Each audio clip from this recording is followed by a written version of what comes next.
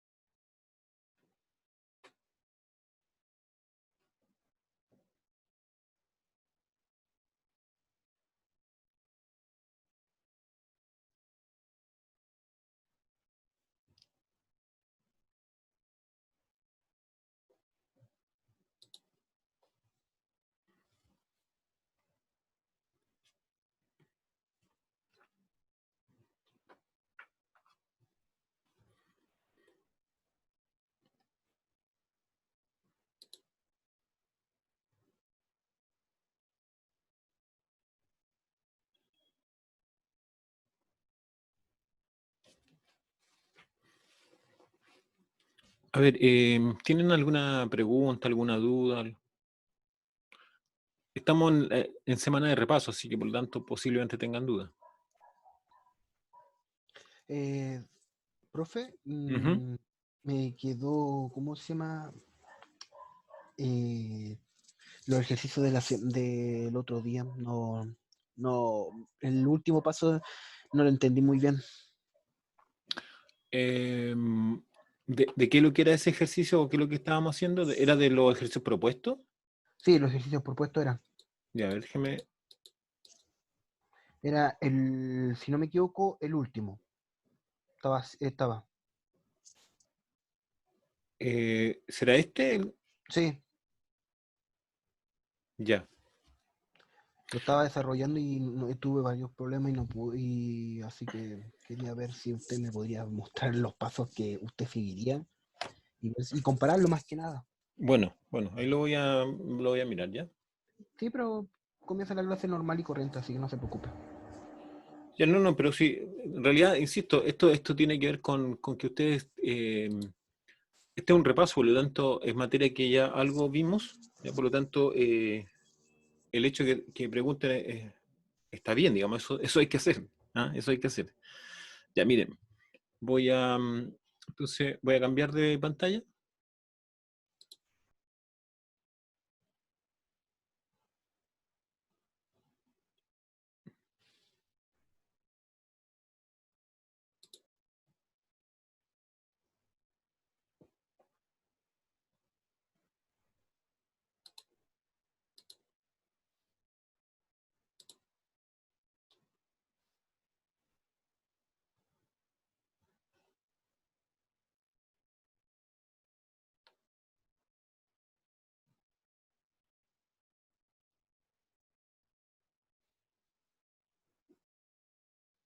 Ya, estoy viendo que se me perdió la barra, así que en eso estoy tratando de ver qué pasó aquí, ¿ya?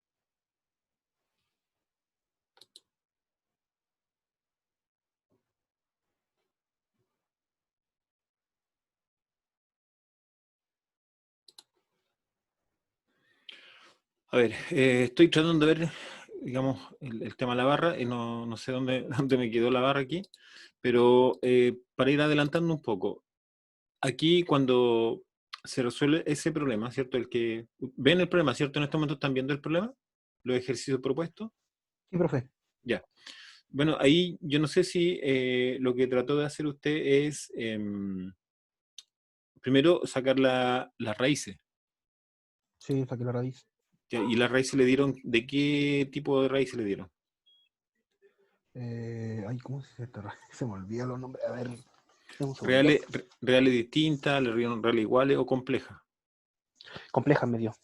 Ya, ya. Entonces cuando las complejas, ¿cierto? Ahí hay que usar una expresión que permite escribir esas raíces complejas, ¿no? Ya. Que es de la forma e elevado a alfa x, Era alfa X. ¿sí?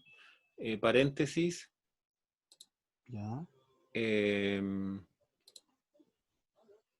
C1 por coseno de beta x Ya. más C2 por seno de beta x. ¿Más cuánto Ese dijo? más seno, o sea, C2 por Sí. seno de Sí. beta x. TBT. Ya. ¿Ya? Ya. A ver. Volveré a intentarlo, a ver. Bueno, Ahí le digo si me sale bien o no. ya.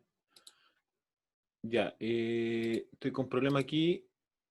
Bueno, trata de escribirlo ya, y ahí si me vuelves a preguntar si es necesario. Ya, ¿alguna otra pregunta? ¿Alguno de ustedes o algún otro alumno tiene alguna pregunta o alguna otra pregunta que necesite, digamos, aclarar? ¿Alguna duda?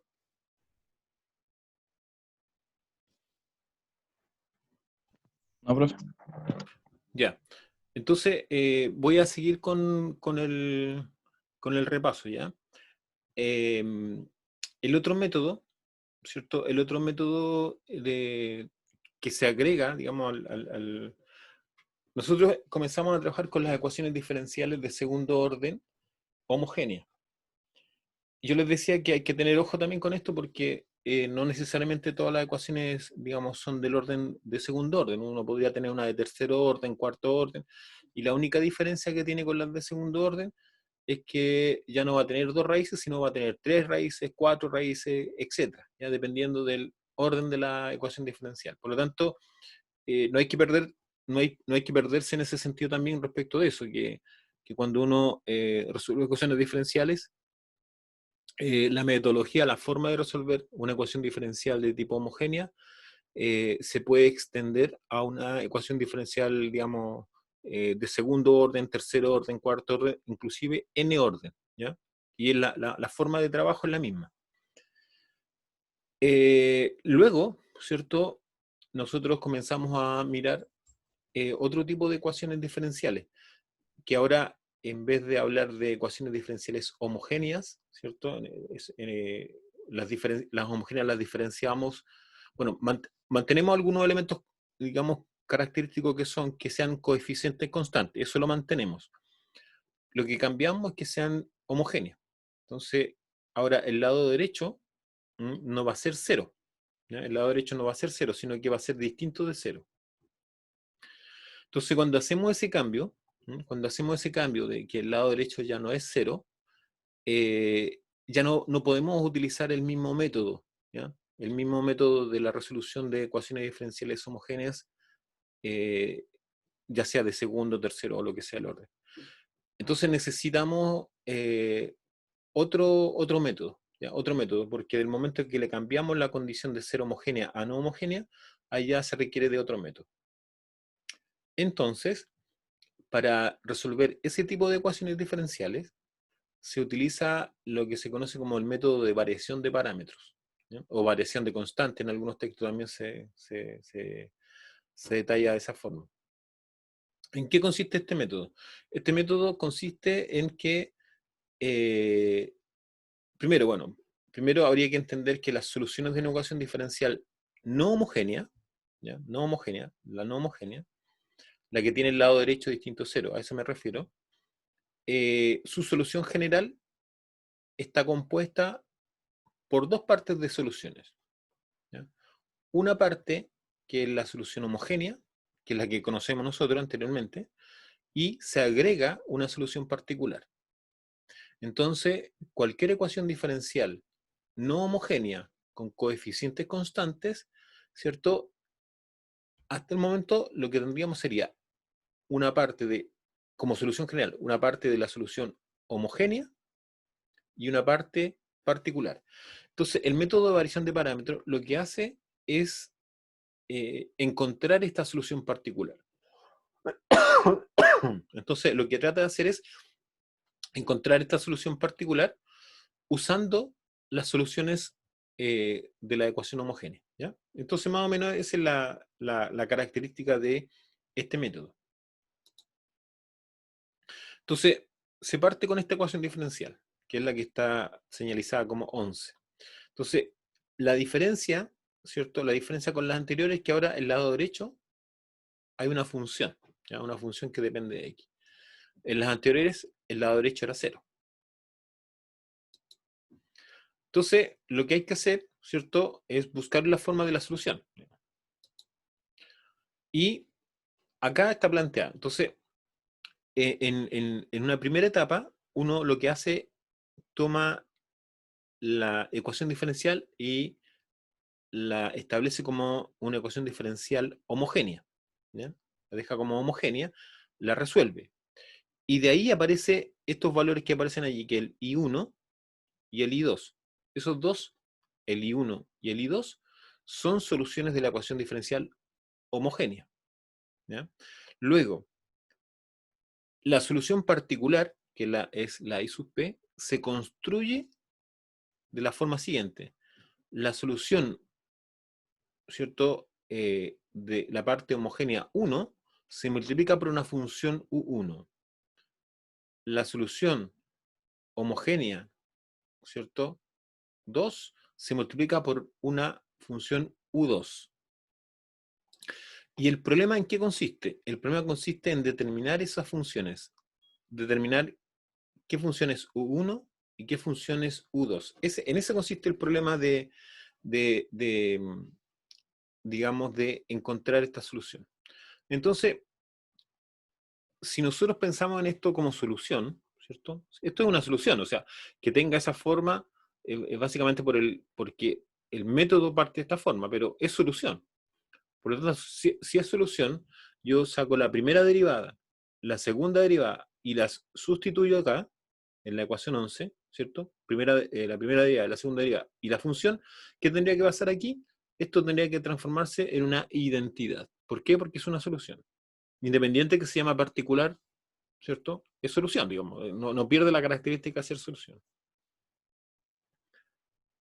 Entonces, ¿qué es lo que se hace? Bueno, una de las cosas importantes, que esto igual está digamos, en láminas anteriores, que la I1 y la I2 necesariamente tienen que ser linealmente independientes. Yo he insistido en eso, digamos, cuando he explicado estos temas, de que las soluciones tienen que ser linealmente independientes, ¿ya? Si no son linealmente independientes, no se pueden tomar como dos soluciones o como conjunto fundamental de soluciones, ¿ya? Así, ojo con eso. Y bueno, aquí establece que lo que hay que encontrar es la forma que tiene U1 y la forma que tiene U2. Entonces, lo que yo decía, se saca la primera derivada de la solución, se saca, bueno, se agrupa acá, ¿no? Se hace un agrupamiento, se simplifica esto por una cuestión de simplicidad y se toma como la parte que aparece acá, ¿no? Aquí, U'1 por I1 más el segundo factor, en el fondo, el segundo factor se toma como 0. Por lo tanto, la solución derivada queda más simple, ¿no? Queda más simple, ¿qué es eso? Ahí queda más simple. Entonces, esto después hay que tomarlo en cuenta a la hora de la solución para encontrar el factor U1 y el factor U2. Entonces, aquí queda la derivada. Se vuelve a derivar porque la ecuación es una de segundo orden, ¿ya? Se vuelve a derivar y se obtiene eso, lo que está ahí. que es la 14. Luego, todo eso, ¿cierto? La función planteada. ¿Me escuchan, no? Sí, se escucha Sí, perfecto. profe. No hay ningún ¿Me problema. están escuchando, no? Sí, profe. Sí. ¿Usted no escucha? Me parece que hay un problema ahí con el... Ah, ya, pero yo no lo escucho. Por alguna razón no lo estoy escuchando. No, usted no lo estoy escuchando ahora. ¿Ahora no Pero escucha? ustedes me ¿Ahora? escuchan, ¿Hola? ¿cierto? Ya, sigo, sigo. Ahí voy a ir mirando el chat. Por alguna razón algo pasó aquí, que de ahí lo voy a tratar de resolver en el descanso que vamos a hacer, ¿ya? Ya, entonces, como les decía, eh, están las soluciones, ¿cierto? Y sub P es una solución. Entonces, ¿qué es lo que se hace? Se saca la derivada primera, la derivada segunda, y después se sustituye en la ecuación 11, que es la principal, la primera que trabajamos, miren. Esa ecuación, ahí. Ahí se va a cambiar todo. Se va a cambiar la segunda derivada como I sub P, la primera derivada I sub P, I sub P, ¿ya? Entonces, eso es lo que hace, lo que vamos a hacer a continuación acá, miren. Ahí está todo sustituido, ¿ya? Se hace la sustitución. Entonces aquí se agrupan, ¿cierto? Y se reduce y finalmente esto queda en esta ecuación, la que está ahí, ¿ya? Acá aparece la ecuación homogénea, por lo tanto esto vale 0, ¿ya? Entonces vale 0. Ahí escuché. ¿Me escucha ahora, profe? Ahora sí le ¿Aló? escucho. ¿Aló? Sí, ahora Ah, le bien, escucho. bien. Ahora sí se escucha bien. Ah, ya. Listo, Está bien. gracias. Ya, entonces, como les decía, finalmente después de agrupar, ¿cierto? Y establecer que efectivamente la I1 es solución, la I2 también es solución, por lo tanto, son parte de la solución homogénea. Por lo tanto, esta cantidad que está en el paréntesis, esa cantidad que está en el paréntesis vale 0. Igual acá, vale 0, porque la I1 y la I2 son solución. Entonces, todo el factor U1 multiplicado por todo ese paréntesis vale 0, el U2 por ese vale 0, por lo tanto, queda solamente esa expresión. Entonces, con esa expresión y la expresión que igualamos a 0, ahí están los dos, ¿ya? Entonces ahí están los dos que entraron todos, Francisco, entraron todos los que estaban esperando, ¿ya? Por lo menos, Hay alguien llamado Marcelo Nicolás que está intentando ingresar, profe. mm, pero aquí no me aparece, ¿ah? No me parece que está pidiendo la entrada.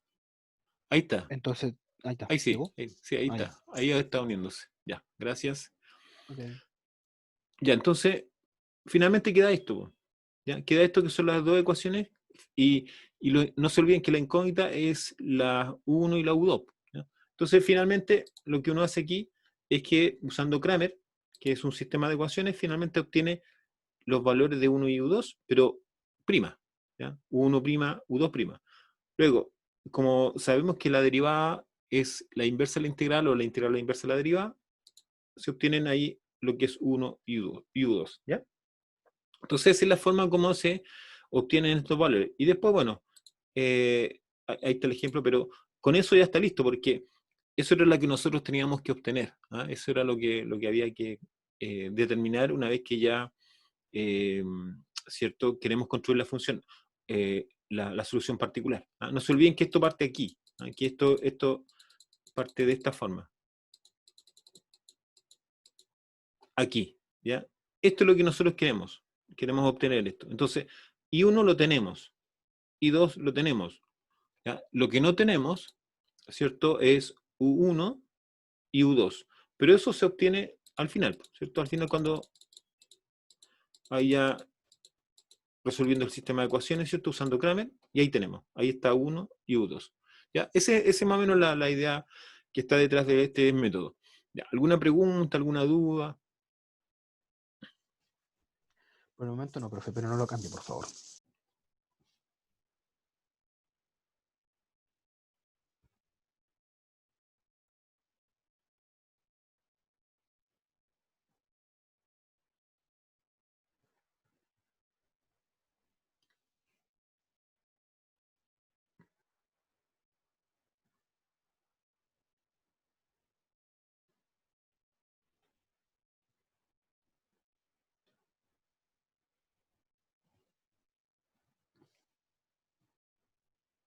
Ya, como les digo, es principalmente lo que tengo que hacer posteriormente cuando yo quiero encontrar la solución particular, ¿ya? Ahora lo que voy a hacer es mostrarle el ejemplo, un ejemplo que nosotros ya vimos, que estudiamos, que revisamos, pero lo vamos a volver a mirar para que ustedes se recuerden. Ya, ese es el ejemplo. ¿Ya? Ese es el ejemplo. Entonces, este ejemplo corresponde a una ecuación diferencial de segundo orden, segunda derivada, coeficientes constantes, no homogénea. ¿Ya? No homogénea. Esa es la característica o esa es la forma de, ¿cierto?, caracterizar esta ecuación diferencial. Entonces, ¿cómo se parte la solución? Primero se buscan las soluciones I1 e I2. ¿Cómo? Usando la ecuación diferencial homogénea. ¿Ya? Entonces, se parte primero de la ecuación dada, ¿cierto? De la ecuación dada, lo que hago es obtener la ecuación diferencial homogénea, que es la que está aquí. ¿Ya? Esta es la ecuación diferencial homogénea. Que, no se olviden, la diferencia que tiene una ecuación diferencial no homogénea de una homogénea es que el lado derecho es igual a 0. Esa es su diferencia. Entonces, al tomar esta ecuación diferencial, ¿cierto?, de segundo orden, homogénea, ¿qué tengo que hacer? Sacar las soluciones. ¿Cómo lo hago? Y ahí lo hago usando la ecuación auxiliar. ¿Y cuál es la ecuación auxiliar? Bueno, ahí va a ser R es la variable que estoy utilizando, pero podría ser cualquier otra, no sé, N, ¿cierto? Q, ¿ya? La variable que ustedes estimen conveniente, pero que no les vaya a confundir con la ecuación diferencial, ¿ya? Entonces, aquí está dada como R. Entiéndase que R por una cuestión de que estamos hablando de raíces. Por eso nada más es la R. Entonces, es R cuadrado menos 2R más 2, igual 0. ¿Ya? ¿Qué es lo que hago? Uso la fórmula cuadrática para resolver esto. Déjenme agregar algo. ¿Qué pasa o qué podría ser de diferente? Esto es pregunta para ustedes. ¿Qué sería diferente si esta ecuación diferencial no fuese de segundo orden, fuese de tercer orden? ¿En qué cambia lo que estoy haciendo? ¿O dónde cambia? Y si es que cambia, a lo mejor no cambia. Es pregunta para ustedes. A mí, por lo Me que yo parece- veo, no cambiaría mucho. ¿No? No, no cambia. Digo que digo que no, no cambia. ¿Ya? En este caso no tendría solución si fuera tercer orden o no, ¿Ya? porque el resultado de esta es compleja, pues, y las complejas tienen que ir teniendo los resultados pares. Ya. Mira, respecto a lo mismo que tú estás diciendo, efectivamente tú tienes razón, las complejas van pares, ¿ya? Pero si es de tercer orden, tienen tres raíces, ¿ya? Tiene tres raíces. Entonces, podrían ser, y ahí empezamos a mirar las posibilidades que tienen las raíces. Entonces, ¿podrían ser tres raíces diferentes? Sí, sí, pues se podrían ser tres reales distintas. ¿Podrían ser tres reales iguales? ¿Sí? También, ¿cierto? También, o sea, mirando, insisto, no estamos haciendo ningún ejercicio, pero sí estamos razonando y un poco pensando en los polinomios. ¿Ya? Podrían ser, y ahí ahora la pregunta, en realidad, la respuesta la tienes tú, que es, ¿podrían ser tres complejas? No, No. no, por la razón que tú dijiste, ¿cuál es? Que vienen de a pares. ¿Y por qué vienen de a pares?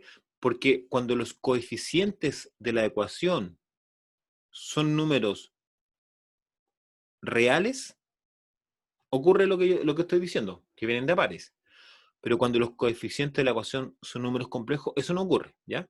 Eso a modo de información, digamos, para cultura general en matemáticas, ¿ya? Eso ocurre solamente cuando los coeficientes son reales.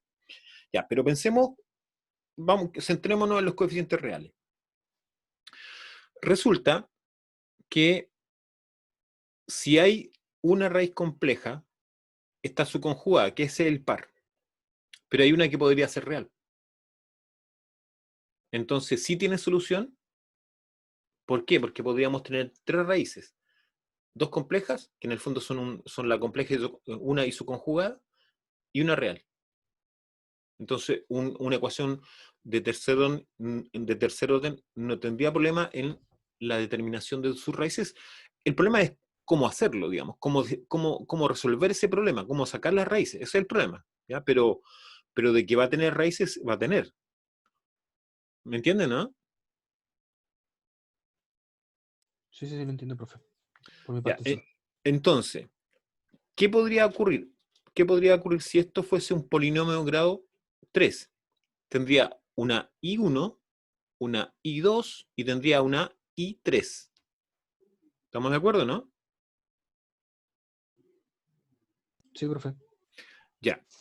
Y si tengo eso, tengo una I1, una I2 y una I3, tendría una U1, una U2 y tendría una U3.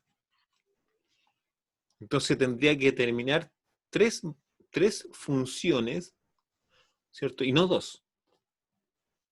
¿Y dónde va a estar mi problema?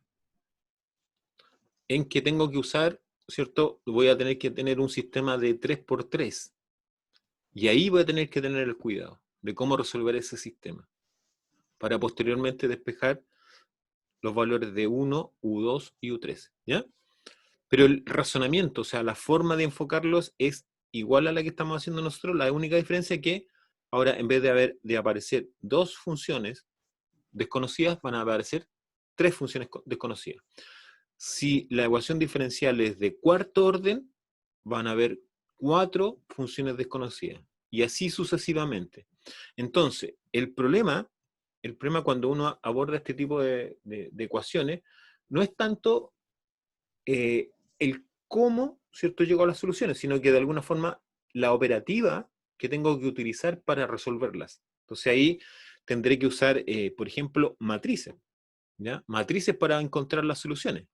Entonces ahí a lo mejor usaré, no sé, Gauss-Jordan, o simplemente Gauss, triangular, hacer una triangular superior, una triangular inferior. Entonces, todo eso, todas esas herramientas se podrían utilizar acá para resolver, ¿cierto?, esta ecuación diferencial en el cual vamos a tener que determinar estas funciones desconocidas. ¿Se entiende eso? Sí, profe. Sí, profe. Ok. Ya, entonces, estas raíces, ¿cierto?, se determinan y salen eso. Yo creo que ustedes ya las sacaron, ¿no? Sacaron que eran dos complejas, ¿de acuerdo? Ya. Aquí está un poco lo que uno de ustedes preguntaba también. Entonces, ahora, ¿cómo se Sí, yo. escriben? ¿Ah? Sí, yo, profe. Ya. ¿Cómo se escriben las soluciones? Miren, ¿cómo se escribe? Ya vamos a escribirlas. Entonces, como son soluciones de la homogénea, uno tiene que buscar la forma de escribirla, que es así. ¿Ya? ¿Por qué? Porque el alfa vale 1. El alfa es la parte real.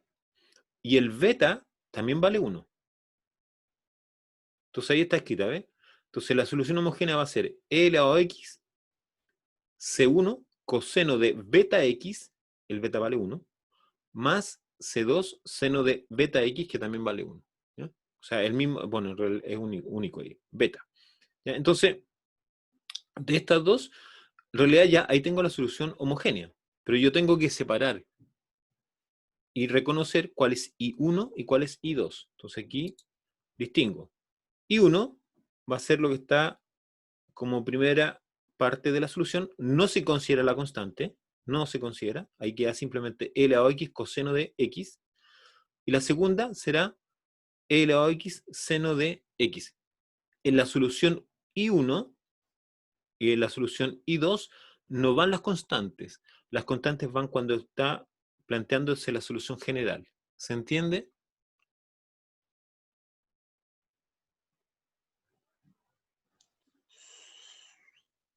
En la penúltima parte, profe, no lo entendí. ¿Esto? Sí. Ya. Esto, cuando uno plantea la solución, digamos, de la ecuación diferencial homogénea, y las raíces son reales, pero en raíces complejas, la raíz es compleja, entonces uno distingue, la parte real es alfa, la parte imaginaria es beta, ¿ya? Entonces aquí alfa vale 1 y beta vale 1. ¿Estamos de acuerdo? Sí. Ya. Entonces, la solución de la homogénea va a ser e elevado a alfa x. Como alfa vale 1, va a ser e elevado a x. ¿Estamos? Sí, sí, sí. Ya. Después, paréntesis, C1 coseno de beta x. Beta x. ¿Y cuánto vale beta? Beta vale 1. ¿Ya? Aquí no confundirse porque aquí lo que tenemos es una raíz compleja y su conjugada, pero la parte real es 1 y la parte imaginaria es 1 también. ¿Ya? Entonces por eso que no hay que tomar el signo no se considera aquí, ¿ya? No se considera porque aquí lo que están relacionadas estas dos a través de que una es la raíz y la otra es la conjugada, que también es raíz. ¿Se entiende hasta ahí? Esa era la consulta, ¿no? ¿Cómo llegamos acá? Sí, esa era Ya, mi consulta más que nada. ya. Entonces después, ¿cierto? Sacando la constante, se obtiene I1 y se obtiene I2, que son ¿cierto? Las expresiones que yo necesito para ir buscando las funciones U1 y U2. Ya. Acá, ¿cierto? Si ustedes se recuerdan, lo que hay que hacer es sacar el bronsquiano de las soluciones I1 e I2. Ya, ojo con esto también, que es una información importante que deben tomar en cuenta. Si las soluciones encontradas, ¿cierto? Si las soluciones encontradas no son linealmente independientes, ¿qué debo hacer yo? ¿O qué deben hacer ustedes cuando no son linealmente independientes? ¿Cuándo ocurre eso? Por ejemplo, si ocurriese que las raíces son reales e iguales, voy a tener solo una solución. Entonces yo lo que tengo que hacer es encontrar otra solución linealmente independiente con la que tengo. Entonces, ese es mi problema. Ahí tengo que ir construyendo. Ahora, eso es fácil acá. ¿Por qué? Porque lo único que hay que hacer es multiplicarla por x. Entonces sería la solución 1, la solución 2 sería la solución 1 multiplicada por x. La solución 3 sería la solución 1 multiplicada por x cuadrado. Y así sucesivamente se van construyendo sus soluciones linealmente independientes. ¿Ya? Entonces, eso debe ocurrir.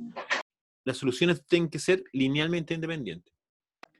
Y profe, ¿Sí? ¿qué pasa? ¿Cuál sería el caso si yo encuentro dentro de la solución, en la particular sobre todo, una solución que sea linealmente dependiente? Ya, pues lo que pasa es que ahí lo que hay que hacer, ¿cierto? Primero, lo que pasa es que en la solución particular lo que puede ocurrir es que aparezca una solución que sea parte de la solución o del conjunto solución de las homogéneas. Esa es una posibilidad. Que sea, entonces, lo que habría que hacer allí es modificar esta solución particular. ¿Para qué? Para que la solución que obtengamos sea linealmente independiente con las soluciones dadas de la homogénea. Ahora, ¿cómo se hace eso? Ustedes, si recuerdan, nosotros tenemos, bueno, esto está antes de esta materia, hay una forma de obtener una segunda solución o una tercera solución o la solución que uno estime conveniente a partir de una solución dada. Hay un teorema que se llama el teorema de la superposición, que dice que si tengo una solución 1, se puede construir una solución 2. Y hay una expresión que nos dan para la construcción. Y se asegura que esa construcción, esa forma de obtener la segunda solución es linealmente independiente la solución obtenida con la solución dada. ¿Ya? Entonces, eso es lo que habría que tomar en cuenta ahí. Ya, profe, gracias, eso. Ok. ¿Alguna otra pregunta?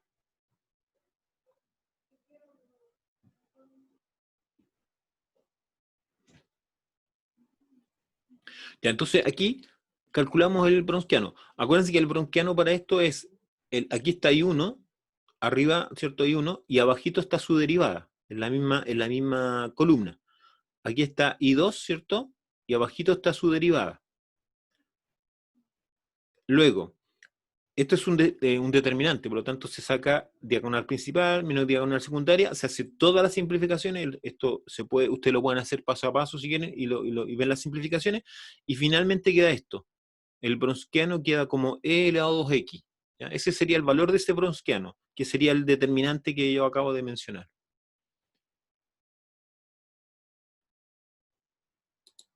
Ya, entonces una vez que ya tengo el bronsquiano, ¿cierto? Voy a obtener, ¿cierto? La U1, ya. Entonces, acuérdense cómo es la 1. Yo les voy a mostrar cómo estaba dada. Aquí está. 1. ¿Cómo se obtiene 1? Como la integral de menos I2 por F y dividido en el bronsquiano. Ya. Veamos lo que pasó acá con lo que tenemos acá.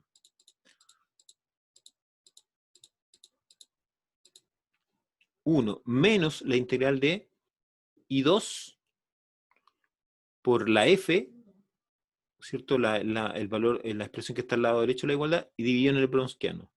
Ya. Si se hace esa integral, ¿cierto? O se hace la reducción respectiva, nos queda eso, que finalmente nos da logaritmo natural del coseno de x. ¿Ya? Logaritmo natural del valor absoluto del coseno de x. Esa sería la función u1. La función u2, ¿cierto? Bueno, la u2 la podemos mirar, vamos a mirarla atrás. Ahí está la u2, dice que va a ser i1 por la f dividido en el bronsquiano, ¿ya? Es la integral de eso. Entonces, i1 por la función.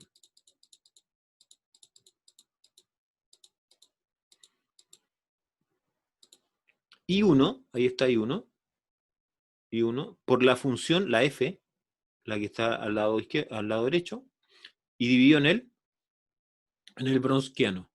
Entonces, eso se resuelve, ¿cierto? Y queda finalmente x. Entonces, una vez que ya se obtuvo la U1, se obtuvo la U2, entonces la solución particular va a ser U1, la primera expresión, por I1 más U2, que es X, ¿cierto? Por I2. Esa es la solución particular, la que está ahí. Todo el procedimiento anterior fue necesario para obtener finalmente esta solución, que se diferencia de la solución homogénea en lo siguiente. Primero, una diferencia inmediata es que no tiene constantes. ¿Ya? No tiene constantes. Ahora, lo otro, que si ustedes se fijan, esta solución, por ejemplo, miremos la que es más simple, que esta es x por e elevado a x seno de x. Esto aparentemente, ¿cierto? Está en la solución homogénea. ¿Ya? Está en la solución homogénea. Pero al estar multiplicada por x, inmediatamente es otra solución y tiene la característica de ser linealmente independiente con la solución de la homogénea. ¿Ya? Eso se debe, bueno, aquí es claro que sí, porque este factor hace que se transforme esta función en nota y por lo tanto igual se podría verificar si son linealmente independientes con las funciones con las soluciones de la homogénea, ¿ah? Pero ahí se puede verificar fácilmente. Luego, finalmente, la solución del problema es la solución homogénea I sub c más I sub p. Ahí está. I sub c, la primera parte, donde aparecen las constantes, ¿no ven? Ahí están las constantes para la I sub c. Y aquí está la I sub p, que sería la parte de la solución particular o solución no homogénea. Preguntas.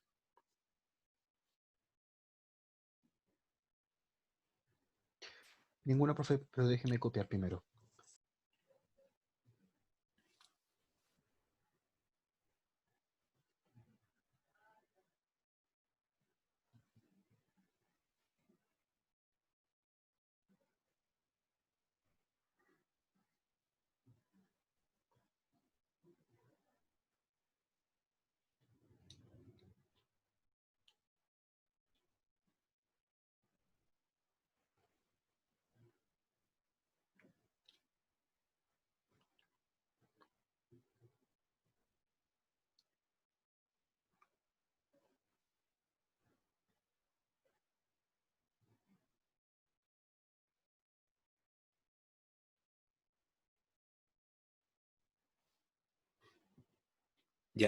preguntas, dudas, consultas respecto a esto?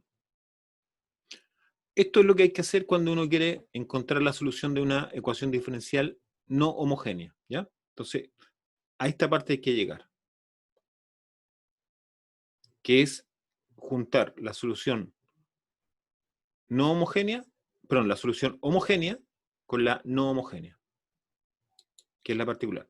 Ya, y ahí hay algunos ejemplos para desarrollar. Pero vamos a hacer una pausa, ¿cierto? De 10 minutos. Miren, en este momento tengo problemas con la plataforma Zoom porque por alguna razón he perdido los menús y por lo tanto no puedo intercambiar con la pizarra para trabajar. Así que puede que, si en este instante, o sea, los minutos que quedan, si logro resolver el problema en lo inmediato, bien, pero si no, voy a tener que salir y volver a entrar, ¿ya? Por si aparece eso de que tengan que volver a ingresar, es porque yo no pude resolver el problema acá adentro, sino que tuve que necesariamente salir y volver a entrar, ¿ya? Así que por si pasara eso. ¿Ya? Entonces, 10 minutos para descansar o hacer la pausa, Ya, profe. Ok, ok, profe. ¿ya?